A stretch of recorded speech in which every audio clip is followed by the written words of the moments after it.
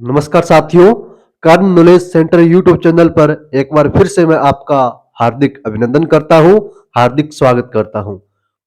दोस्तों, आज की क्लास में अपने लोक देवता तेजाजी जी से संबंधित महत्वपूर्ण जानकारी प्राप्त करेंगे। आज अपने लोक देवता तेजाजी जी से संबंधित महत्वपूर्ण तीर्थ स्थल के बारे में जानेंगे, भक्तों के तीर्थ स्थान के बारे में। इसके साथ तेजाजी का पवित्र तीर्थ स्थल के बारे में जानेंगे और मुख्य स्थान इनके कहाँ कहाँ हैं इसके बारे में जानेंगे। तो आज का टॉपिक डाल लो आप, तेजाजी महाराज। ये तेजाजी से संबंधित तीसरी क्लास है। तेजाजी महाराज से संबंधित तीसरी क्लास है। इससे पहले की दो क्लासें अगर आपने नहीं देखी है तो उनको देखें और पूरा देखें। तो सबसे पहले अपने नोट करते हैं तेजाजी के भक्तों के तीर्थ स्थान, भक्तों के तीर्थ स्थान, भक्तों के तीर्थ स्थान। जो मुख्य तीर्थ स्थान है उनमें आता है खरनाल नागौर। खरनाल नागौर में जो तेजाजी का तीर्थ स्थान है वो तेजाजी का जन्म स्थान कहलाता है। फिर बात करते हैं पनेर गांव नागौर, ये तेजाजी का ससुराल कहलाता है। ये भी तेजाजी का मुख्य तीर्थ स्थान है भक्तों के लिए।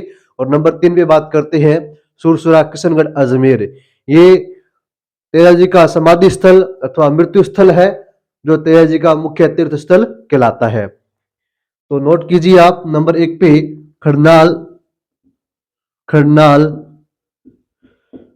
नागौर। खरनाल कौन से जिले में है? नागौर जिले में है।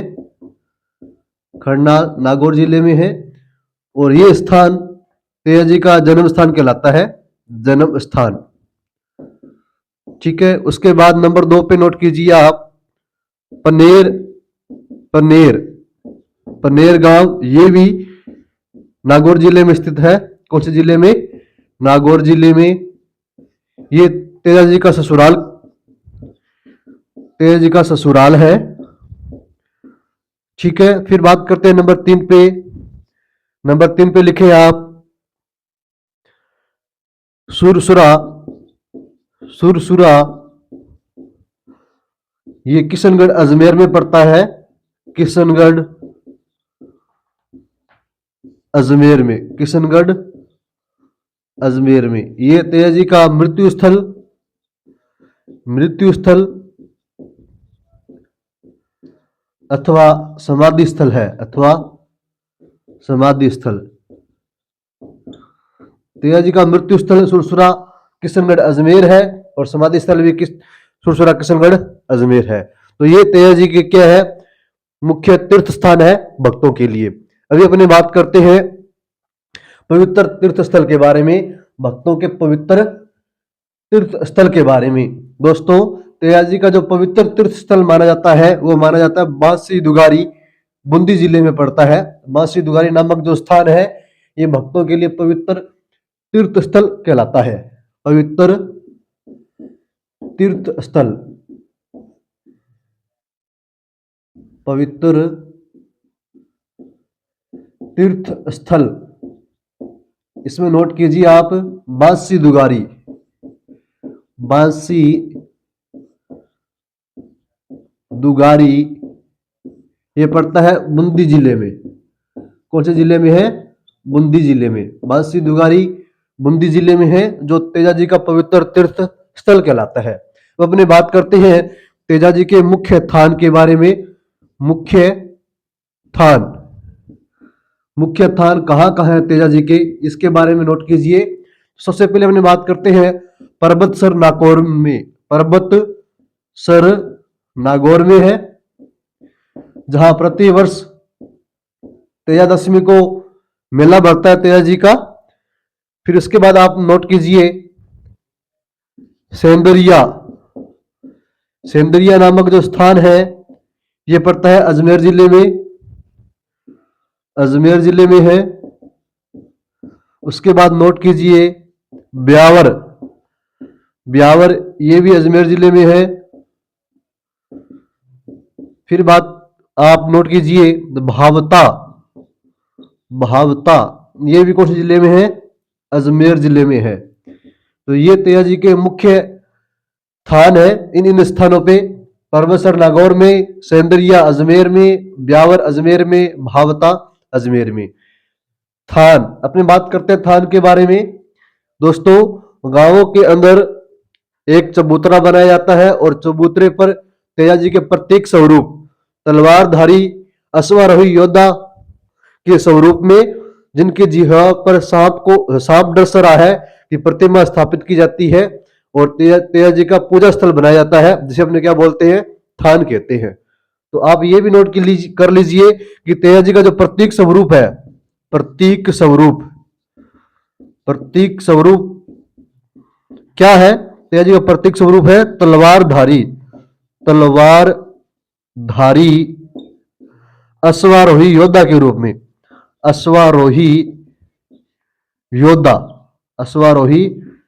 योद्धा, ठीक है, जिनकी जिह्वा को सर्प डस रहा है, जिनकी जिह्वा को सांप डस रहा है। ये जो प्रतीक स्वरूप है, ये तेजाजी का प्रतीक स्वरूप कहलाता है। जबकि गोगाजी का प्रतीक स्वरूप जो है वो है भालाधारी अश्वारोही योद्धा के प्रतीक के रूप में गोगाजी की पूजा की जाती है, अथवा सर्प के प्रतीक के रूप में गोगाजी की पूजा की जाती है। ठीक है, अपने अब बात करते हैं तेजाजी से संबंधित उपनाम। तेजाजी के कई उपनाम हैं, जिनमें से कई बार एग्जाम में प्रश्न आया है। तो आपको तेजाजी के उपनाम पता होने चाहिए, सभी के सभी उपनाम। तो अपने अभी तेजाजी के उपनामों को नोट करते हैं। तेजाजी के उपनाम, तेजाजी के उपनाम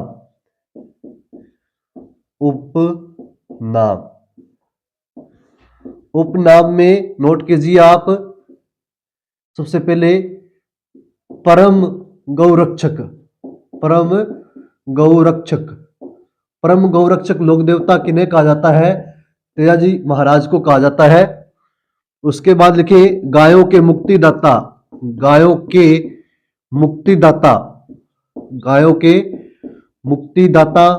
के नाम से प्रसिद्ध लोक देवता है तेजाजी महाराज है। उसके बाद आप नोट कीजिए काला व बाला का देवता, काला व बाला का देवता।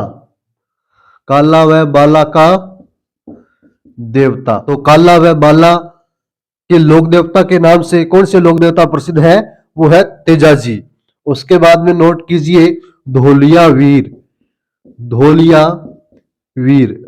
वीर के नाम से कौन से लोक देवता प्रसिद्ध है? तेजाजी। कौन से लोक देवता? तेजाजी। नागवंशीय जाट के नाम से भी कौन से लोक देवता प्रसिद्ध है? तेजाजी। नागवंशीय जाट। उसके बाद नोट कीजिए कृषि कार्यों के उपकारक देवता, कृषि कार्यों के उपकारक देवता अथवा कृषि कार्यों के उपासक देवता के नाम से कौन से लोक देवता प्रसिद्ध है? वो है लोक देवता तेजाजी। तो ये तेजाजी के उपनाम है। परम गौरक्षक देवता, गायों के मुक्तिदाता देवता, काला व बाला का देवता, धोलिया वीर, नागवंशीय जाट, कृषि कार्यों के उपकारक देवता अथवा कृषि कार्यों के उपासक जो है वो कौन है? लोक देवता तेजाजी है। दोस्तों, तेजाजी की जो पुजारी है वो कहलाते हैं घोड़ले। तो ये भी आप बात नोट कर लीजिए, तेजाजी की जो पुजारी है उन्हें क्या कहते हैं? उन्हें घोड़ले कहते हैं। घोड़ले। तेजाजी के पुजारी, तेजाजी के पुजारी क्या कहलाते हैं? घोड़ले कहलाते हैं। घोड़ले। दोस्तों, तेजाजी की महाराज की जो पत्नी है पेमल, तेजाजी महाराज की जो पत्नी है पेमल अथवा पेमल दे, ये तेजाजी के महाराज के बाद, मृत्यु के बाद सती हुई थी। सती हुई थी। सती हुई थी कौन? पेमल दे। इसके साथ आप नोट कर लीजिए, गोगा जी की जो पत्नी है, गोगा जी की जो पत्नी है, गोगा जी की पत्नी वह लोक देवता पाबू जी की पत्नी भी इन्हीं के साथ क्या है? गोगा जी के साथ गोगा जी की पत्नी सती हुई थी, पाबू जी के साथ पाबू जी की पत्नी सती हुई थी। तो वे लोक देवता जिनकी पत्नी सती हुई थी, तो ये नंबर एक की बात में करें तो तेजाजी महाराज, गोगा जी महाराज, पाबू जी महाराज, ये वे लोग देवता हैं जिनकी पत्नियां सती हुई थी। अपने बात करते हैं हरबू जी महाराज, देव नारायण जी, मल्लीनाथ जी, ये वे लोग देवता है जिनकी पत्नी सती नहीं हुई थी।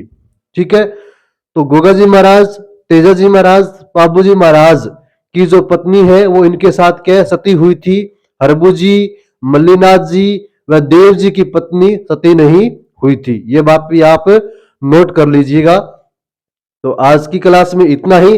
अगर आप तेजा जी से संबंधित कुछ अन्य जानकारी रखते हैं तो कमेंट में जरूर बताइएगा। जल्द मिलेंगे अगली क्लास में, तब तक के लिए जय हिंद, जय भारत।